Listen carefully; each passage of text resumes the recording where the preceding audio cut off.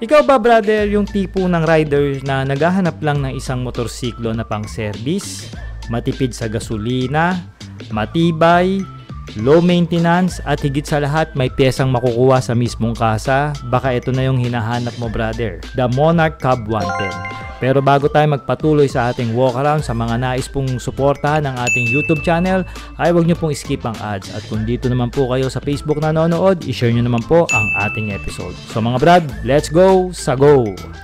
Get ready, drop the beat. Oh, I'll take this one. And this one. And that one. And this one. And this one. And that one. And this one. Oh, and definitely this one.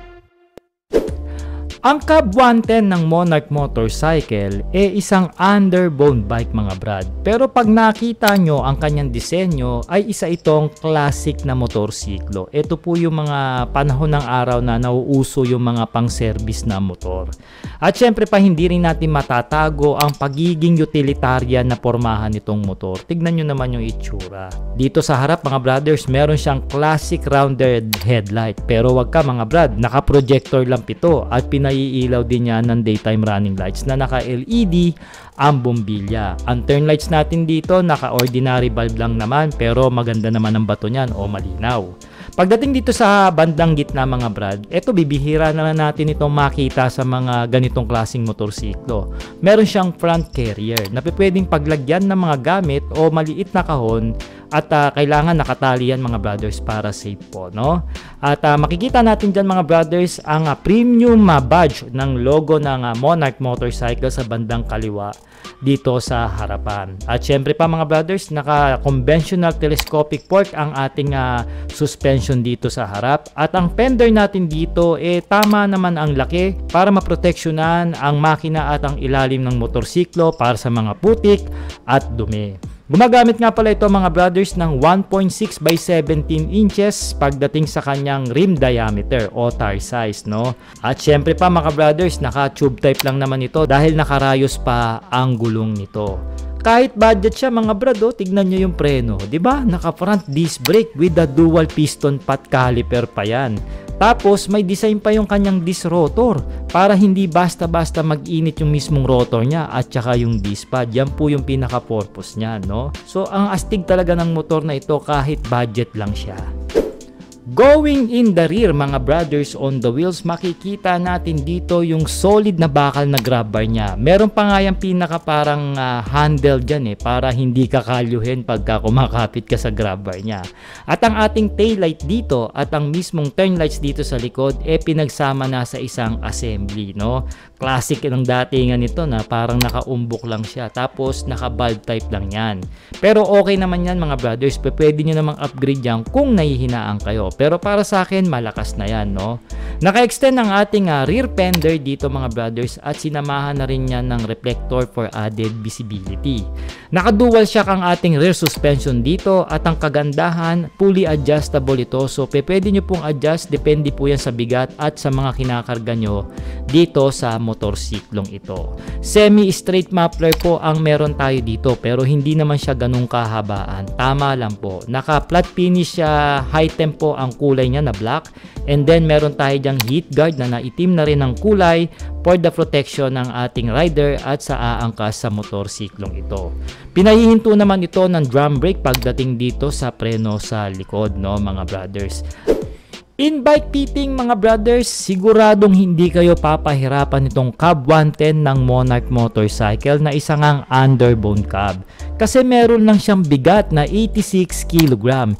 Ito na ata ang pinakamagaang na na-review nating motorsiklo dahil mas magaang pa siya sa XL100 ng TBS na bumibigat ng 89 kg, no? Pagdating sa kanyang seat height mga brothers, mababa lang naman ito mga brad dahil pumapalo lang ito ng around 760 mm.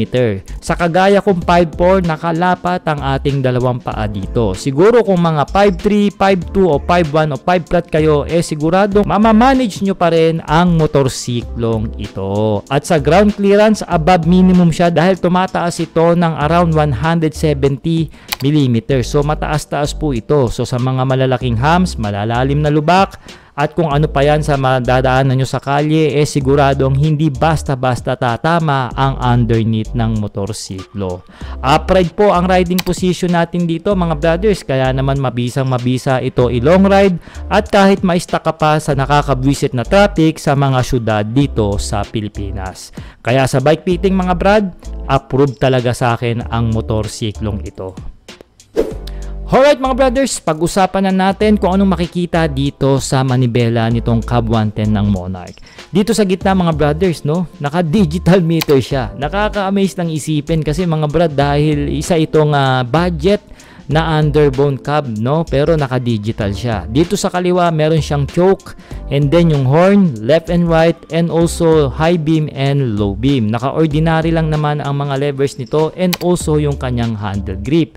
Sa kanan nandito yung hazard switch, no, good thing meron siya for emergency purpose, electronic starting, at syempre pa yung patayan ng ating headlight, no.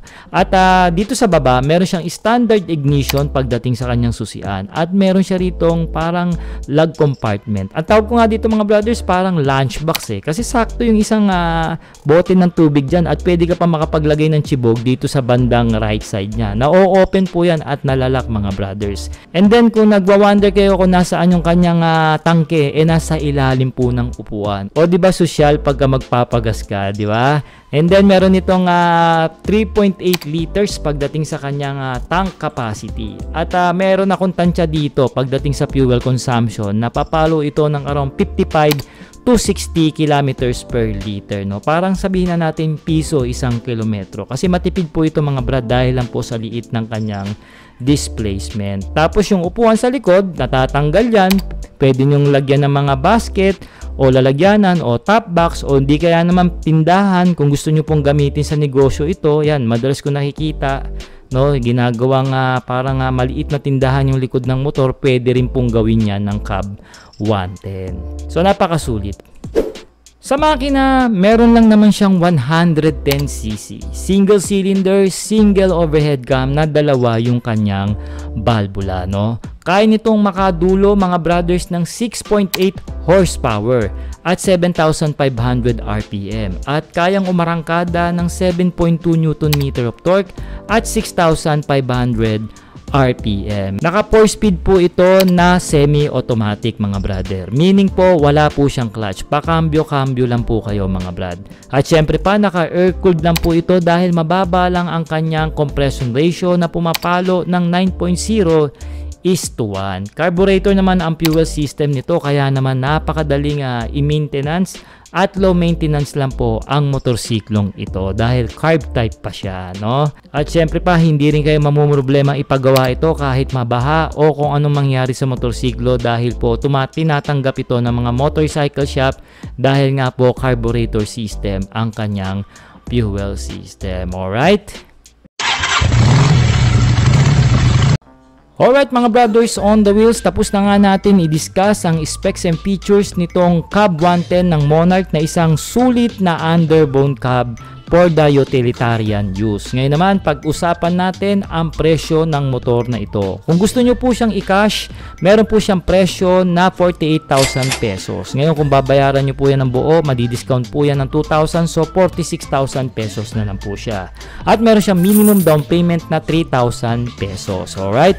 Sa 1 year mga brothers, meron kayong babayaran na 4,704. At kung 2 years nyo naman gustong kunin ng motor na ito, meron siyang monthly na 2,902.